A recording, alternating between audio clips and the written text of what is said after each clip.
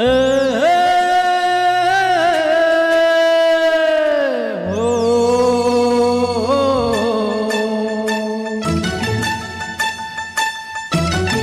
అన్నారమ్మ మిమ్ము గరీబోళ్ళని, ఎవరు చెప్పారమ్మ మీకు గతి లేనోళ్ళని? ప్రతి చెట్టుకు కాసిన కాయమేదే,